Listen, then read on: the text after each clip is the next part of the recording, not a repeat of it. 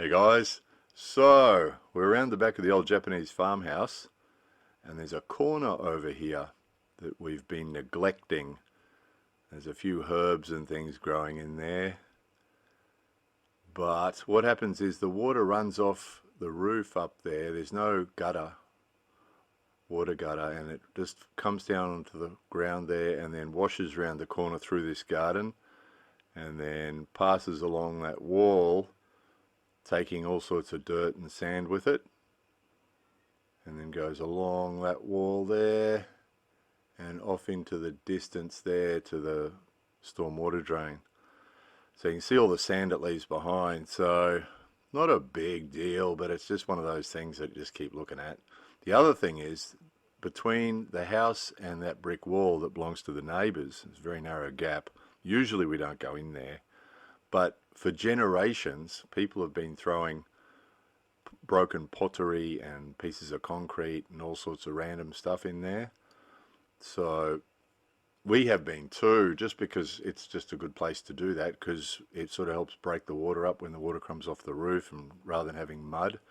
So that's a stormwater drain there, takes away stormwater drain and also the bath water.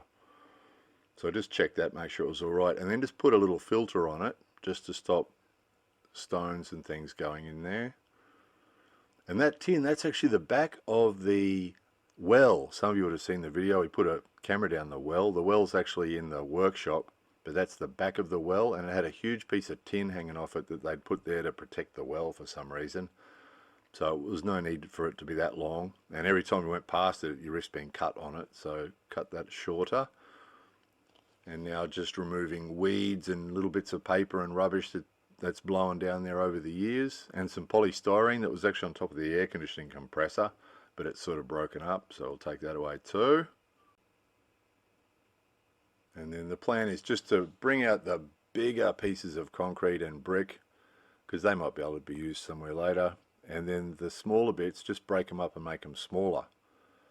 So the thinking is, at the moment when you walk up there, you risk getting cut on something, cut by something sharp and pointy.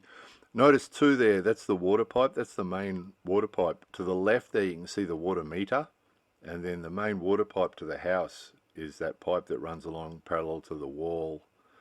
Keep that in mind, we'll find that again later. So usually don't have to go in here, only if we have to do something to the air conditioning compressor. I had to go in there to paint the wall, I had to go in there to replace the wall at the other end, the wall of the house, not the brick wall.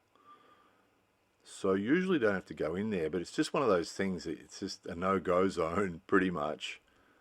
So the idea is just to make it a little bit more reasonable. Also to give the water a better chance of making it up this end to the stormwater drain, rather than go out the other end.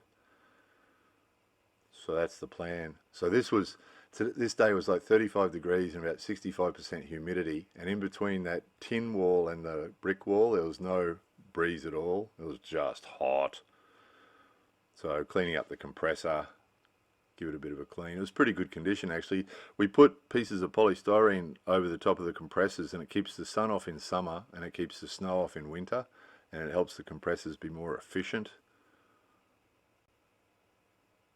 So give it a bit of a clean up while we're in there, and measure it up for a new piece of polystyrene. Some of you remember, amongst all the weird and wonderful things that we found at the old farmhouse was a mountain of polystyrene, an absolute huge mountain of polystyrene, some of which we've kept and has been extremely handy. So sure enough, there was a piece just the right size and a smaller piece just to put underneath, just to make it sort of a bit of an angle so the rain and snow can fall off. Could go a bit of snow at the moment, it's been so hot. So this end, pretty wild in there. This end's a little bit wider than the other end, fortunately. That other end's so narrow, really hard to work in there. This end's a little bit wider. So the plan is just remove the weeds, remove bits of rubbish, and then just break up all the bits of pottery into smaller pieces. You can see there's some quite big pots there. You always wonder in our garden, whenever you dig a hole, you always find pottery. Doesn't matter where you dig, you always find a piece of pottery. Little pieces, usually little pieces, but it always makes you wonder You know, is this just 50 years old or is this 500 years old? You just never know. Or older, could be older. So you just never know. But I mean, it's just pieces, it is broken pieces, so nobody would care really. So just break it all up really small. That takes away a lot of the danger and makes a smaller, smoother surface to walk on.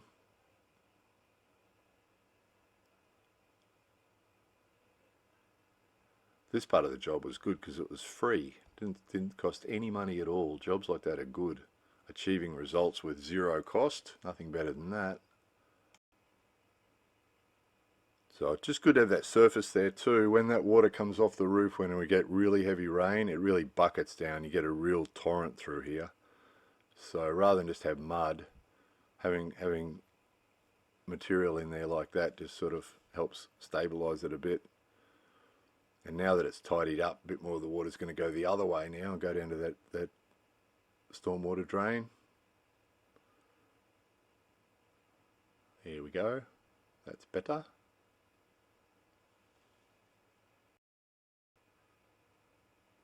So there are actually two unskilled gardeners in this household. And one of them gets occasionally inspired to do something in the garden. In this case it was planting some herbs, and then no more was done. So that happens sometimes. Someone gets inspired to do something in the garden, sort of starts something and then never gets back to it. So then the other unskilled gardener comes along. So in this case, just cutting it back, getting it under control a bit.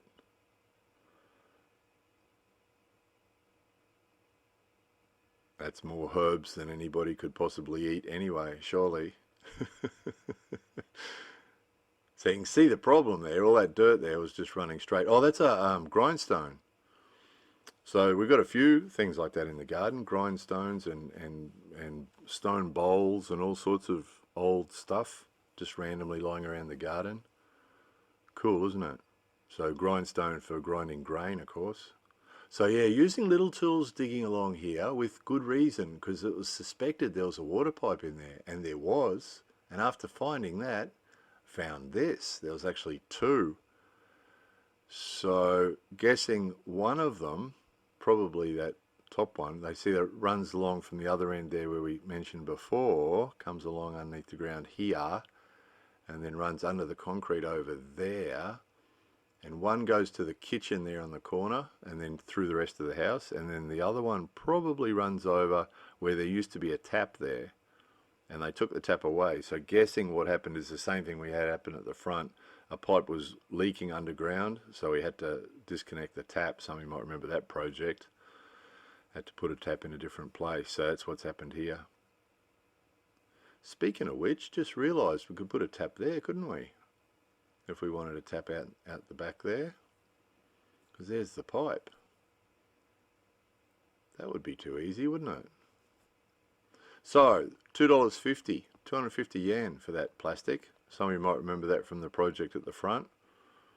So that's all we've spent so far, 250 yen for that, and then just cut it around so it doesn't damage the pipes. Oh yeah, another sharpening stone. Just in the garden it was. So we've got about 8 or 9 sharpening stones now. The old guy never had one of anything. He always had a few of everything, including sharpening stones apparently. So yeah, it was a hot day. It was a really hot day. Needed that umbrella. It was really hot.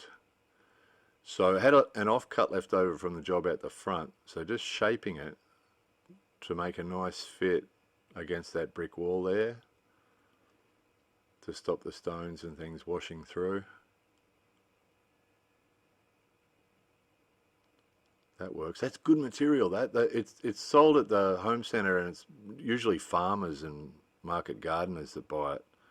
People don't usually use it in their gardens, but it's brilliant. $2.50, and it's designed to be able to be in the weather forever, you know. So it's good stuff. Some sort of PVC, you'd guess, wouldn't you? So it's good stuff. And had a bag of premixed concrete left over from that job out the front. So broke that out.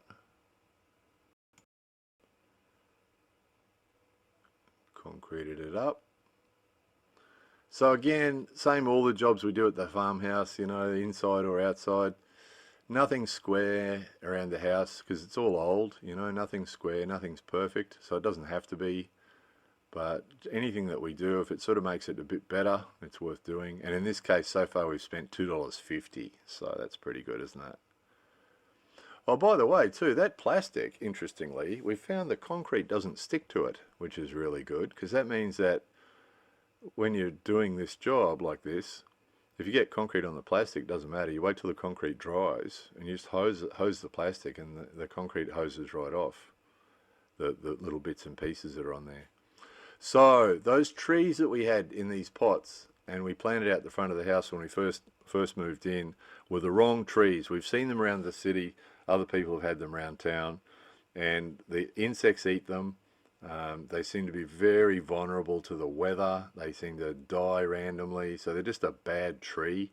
So it was a bad choice. It was a really bad choice that we used them at the front of the house and we used them here. So since then we've discovered maki trees, so particularly rakamaki trees. Really good hardy tree. The insects don't eat them. They're evergreen. So they're a bit expensive though. The like 1 or 2 meter high ones are like $150 each. But we found on Rakuten, online shopping, we found these rakamaki trees for $4 each, 400 yen each, for a box of 10. So I thought we'd give it a go, and they've turned up and they're excellent. So $4 each. Once they reach, and some of you might remember, we've got about 12 of them out the front of the house, and they're just bulletproof. None of the insects eat them. They just seem to thrive. Any sort of rain and water is enough, rain and sun, and they just power.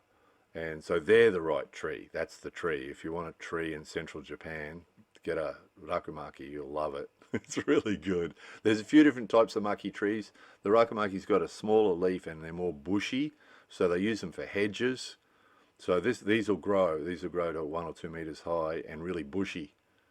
So they're really good. I'm just putting some fertilizer in there too. So we're up to the before and after already. So that's what that looked like before.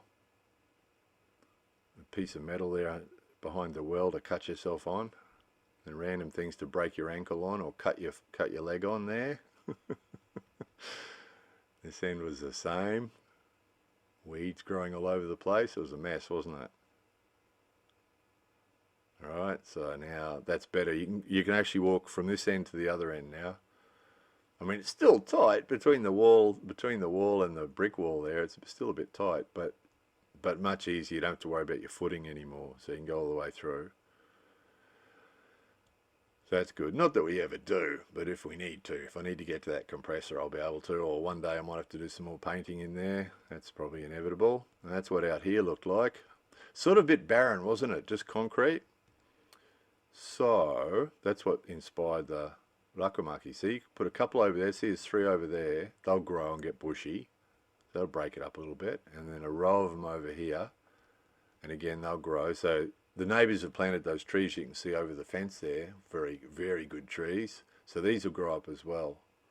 So just sort of breaks it up, makes it feel a bit cooler and a bit shadier and a bit greener. Much tidier, isn't it? So very satisfying job. Happy with that. Just got to give them water now and keep them happy. It's all good. Anyway, we enjoyed that. Hope you did too. More videos coming soon.